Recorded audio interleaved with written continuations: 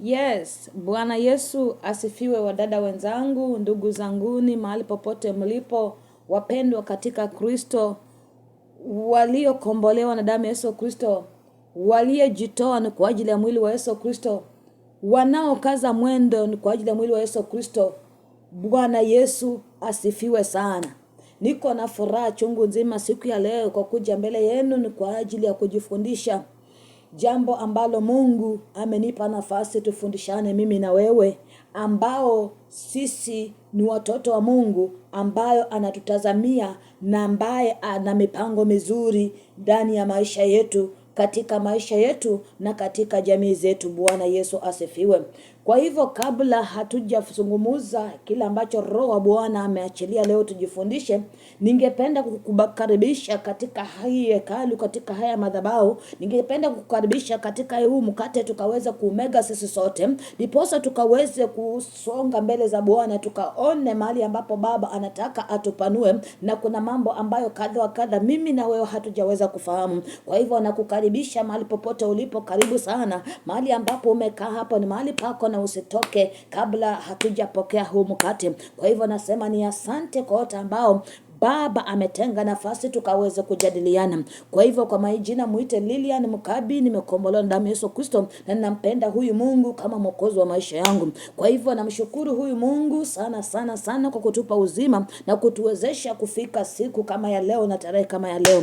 Kwa hivyo nataka nishukuru huyu Mungu kabla hatujajifundisha. Wacha tuamini na tuombe kwa ajili ya mafundisho. Baba Mungu mtakatifu, mfalme wa amani, Mungu wetu shemelele, Jehova Adonai, tunakutukuza, tunakuabudu Yesu mfalme, masaa kama haya mtakatifu, kwa kuwa Bwana wenye Ebeneza, wenye kimbilio. Asante kwa uhai huu Bwana, asante kwa ulinzi, asante kwa yale ambao mfalme umetenda. Jehova, umekuwa pamoja nasi katika shughuli zetu Bwana, tunazidi kuona mkono wako ukitenda maajabu. Mtakatifu, tunakushukuru hata kwa ajili ya maisha kila mmoja Baba yangu. Asante kwa mkono wako mfalme. Baba, haujapungukiwa lolote katika maisha yetu, licha maovu yetu, licha dhambi zetu mtakatifu mwana wa Mungu. Lakini Baba yangu, kwa rehema zako mtakatifu unazidi kutusaidia, unazidi kutusamea. Haujaangalia maovu yetu mtakatifu Bwana, tunaomba Yesu kapate kutusaidia, ukatusamea na ukatuosha Baba, tukakuwe upe, tukatakasike mikononi mbele zako Bwana. Asante kwa kuwa Baba unaenda kutenda. Ninakushukuru Bwana kwa ajili ya neno ambalo Baba yangu tunaenda kujifundisha siku ya leo. Wacha nikatumike kama chombo mtakatifu, niwe mfereji Baba yangu, utakapopitisha maji katika watoto wako, kapokea maji haya wakaweze kupata maisha yao yamekuwa mazuri, wakaweze kupokea somo hili Baba yangu likaweze kubadilisha maisha yao. Asante kwa Baba yangu, nenda kutenda na kutawala. Roho wako Bwana kapate kutawala, Roho wako Yesu akapate kusimama. Ninyang'anya ile yangu Yesu, kanijaze na Roho Mtakatifu. Naomba kwa jina la Baba la Mwana Mtakatifu Kristo, naomba na kuamini. Amina. Asante. Kwa sababu ya muda, poleni sana, nitachukua muda wenu, lakini naomba tuone sikio, tusikie kile ambacho Roho wa Bwana amepanga tusungumuze siku ya leo. Praise the name of the living God. Today's topic, we are going to talk about how to walk in God's blessings as Christians. Praise the name of the living God. How to walk in God's blessings as Christians. Sema amen. As Christians who are called the sons of God, we must know how to walk in God's blessings.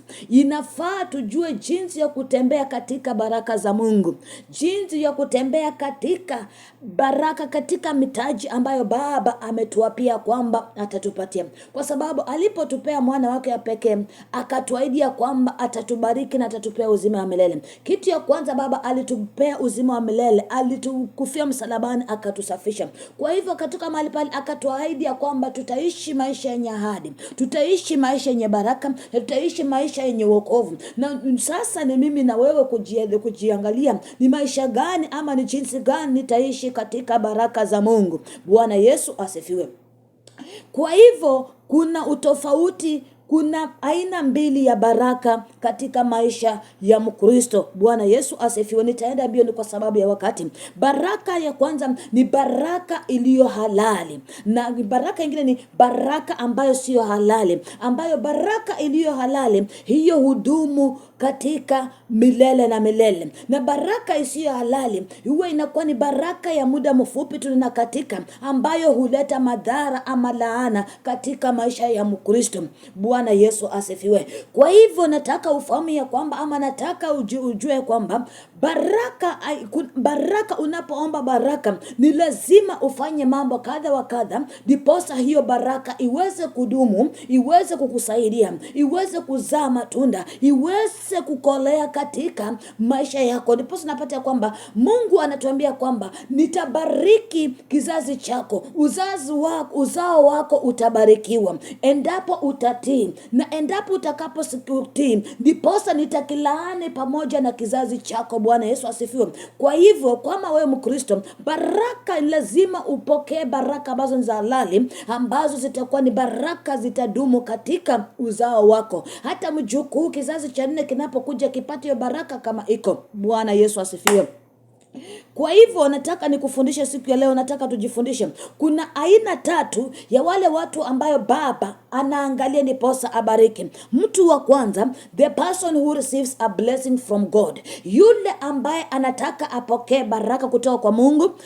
Mtu wa pili ni yule ambaye ni wa kubariki. Sema amen. The person who receives a blessing from God first. Second one, the person who is a blesser. Thirdly, the person who needs a blessing. Yule ambaye anataka baraka, yule ambaye ni wa kubariki, na yule ambaye the person who receives a blessing from God. Sema amen. So Mungu pale mahali pa Mungu, yule ambaye anataka baraka kwa Mungu anakuangalia katika viwango vitatu. Ndiposa Mungu akubariki, anataka umwamini, anataka uwe mtu wa kuvumilia, anataka uwe mtu wa kunyenyekea. Bwana Yesu asifiwe. Anataka uwe mtu wa kumwamini, uwe na imani. Anataka uwe mtu wa kuvumilia, you have obedience, you obey. And anataka uwe mtu wa kunyenyekea. Sema amen. You be a person, anataka uwe mtu always to be humble. So when you have all these 3 things, first you have faith, you are obeying, and you are humble, you will be able to walk in God's blessings. God will be able to come to you and bless you, knowing that even if I am going to bless my son, he is able to maintain this what? Blessings. Because God, when God wants to bless somebody, he first meets you and sees who you are. That's why when we talk about the person who needs a blessing, that means yani Mungu anakuangalia huyu ambaye anataka baraka ni mtu aina gani. That's why you're saying the number 3 is that the person who needs a blessing, yule ambaye anataka baraka. Mungu anakuangalia kia kufakari huyu ambaye anataka baraka ni mtu ambaye anakaa namna gani. Bwana Yesu asifiwe. Na huyu ambaye ninabariki, je, ni mtu ambaye anaweza bariki wengine? Bwana Yesu asifiwe. Na huyu ambaye anataka baraka, je, ni yule mtu ambaye atavumilia kwa ule muda ambao nitampangia? Ni yule mtu atasimama ili atavumilia kwa vile vitu ambavyo nitampitishia? Kwa sababu hakuna baraka ambayo inakuja katika hivi. Utapata kwamba hata Abrahamu ndiposa abarikiwe, aliweza kupitia mitihani kadha wa kadha. You are able to stand in any other way circumstances, no matter what. When God tells you do this, you have to do that. When he say don't do this, you don't have to, because there are some challenges you have to face. Because you will find that in the blessing, in the covenant between God and Israelites, you will find that Israelites reaches a situation where they start annoying God. And from there, God was very annoyed. Na kaacha watoto wa Israeli katika jangwa akatoka. Kwa sababu walikuwa wamepoteza, walikuwa wamekosa kuamini ya kwamba yule ambaye alikuwa amewatoa katika nchi ya Kanaani na kwa nchi ya Misri na anawapeleka katika nchi ya ahadi, wakakosa kumwamini na Mungu akakasirika na akaachilia laana. Bwana Yesu asifiwe. Kwa hivyo wacha tuwe watu makini. Kwanza tuwe watu ambao ni wa kubariki wengine, na pili tuwe mtu ambaye the person uwe mtu ambaye unapotaka baraka ujue kwamba hii baraka ninapoenda kuipata nitaitumia namna gani, nitafanya nini kwa hii baraka. Mungu anaangalia ninapoenda kumbariki huyu Lilian anaenda kukaa namna gani, ndiposa baraka yako uichochee. ni uifanyie kazi. Iwe baraka ambayo itazaa matunda. Isiwe tena ni baraka ambayo itakuwa ni kikwazo kwa wengine. Isiwe ni baraka ambayo itakuwa ni kikwazo kwa Mungu, kwa sababu Mungu anataka sasa wewe na yeye mtembee katikati. Kwa sababu ya baraka unaanza kusema nimefinyika, nimeshikika, niko busy, ule siwezi msaidia kwa sababu nilikaramika mwenyewe. Hapana. Ukiwa mtu wa namna hiyo, hauko tayari kutembea katika baraka za Mungu. Wacha tuwe watu wepesi wa kupokea baraka kwa wakati Mungu anataka. Utapata kwamba ndiposa Mungu akubariki. Kuna baadhi ya mambo ambayo anataka uachane nayo, na unapokataa kuachana nayo, hapo ndipo baraka zako zinazuiliwa. So utapata kwamba unaanza kukua, unaanza kila wakati unaanza kuwa na mawazo, unaanza kumkashifu huyu Mungu. You start doubting God. You start every time asking God questions. Yani unaanza tu kujiuliza maswali kuhusu huyu Mungu. Mungu amekuangalia mawazo yako, anaona huyu Lilia nikimbariki leo hatafanya venye mimi nataka. So let me hold his blessings. But when he is holding, you have to be obedient. Obey, have faith, and every time stick on what you told God you want him to do through you. Usiwe leo unataka hiki, kesho unataka, yani hauna msimamo. Kuwa msimamo katika baraka zako. Kuwa msimamo kwa kila kitu ambacho wewe mwenyewe unaamua kama Mkristo. Wacha baraka zetu ziwe baraka za halali. Zisiwe baraka ambazo zitakuja kwa wakati tu kidogo na zinakatika. Utapata kwamba katika Biblia utapata kwamba wakati Kaini na Abel alipotoa baraka ya halali, hata alipokuwa amekufa, mutapata kwamba yale manukato ya Abeli bado yananukia kule mbinguni. Na wakati naye Kaini alitoa baraka ambazo hasikuwa zinahitajika, akauawa ndugu yake, Mungu aliachilia laana katika kizazi cha nani? Cha Kaini. Ndiposa nimekuambia baraka, kuna baraka za laana. Wakati wewe unafanya pandashika zako, unalazimisha hizi baraka zikuje, tafakari ndani ya mawazo, ndani ya maisha yako kwamba hii baraka ambayo ninaitaka leo, hii mali ambayo niko nayo leo, italeta nini katika kizazi changu? Itazaa nini katika watoto wangu? Endapo mimi nitaaga leo, je, familia yangu itatembeaje katika hii baraka? Kama utakuwa ni baraka zako ni za Mungu, hautakuwa na wasiwasi, kwa sababu ameshakwambia kwamba atabariki kizazi chako. Hiyo mtaji wako utazaa matunda. Ndiposa anasema kwamba when we obey, he will bless and bless everything. Vikapu vyetu vitajaa. Watoto wetu watabarikiwa endapo tutatii, tutanyenyekea na tutamwamini. Bwana Yesu asifiwe. Jina la Yesu libarikiwe. Bwana Yesu asifiwe. Kwa hivyo wacha Mungu amani atupe neema. Atupe neema ambayo itatusaidia tukaweze kukaa katika baraka za Mungu. Tukaweze kujua ni jinsi gani tutazimidi baraka za Mungu anapotaka kutubariki. Je, sisi wenyewe tuko tayari kumiliki hizo baraka? Tuko tayari kuwa baraka kwa wengine? Tuko tayari kuzalisha zile baraka ziwe za manufaa? Kwa sababu he has already blessed you, and God wants, when he bless you, you also be a blesser to other people, because so that he may see what I blessed my daughter or my son, kweli ni cha dhamana sana na najitwalia utukufu. Lakini anapokubariki na unabaki nacho, utapata kwamba hakina manufaa. Umeanza kukiabudu, unaona tu hapana, ni mimi tu peke yangu na siwezi saidia mwingine. Hapana.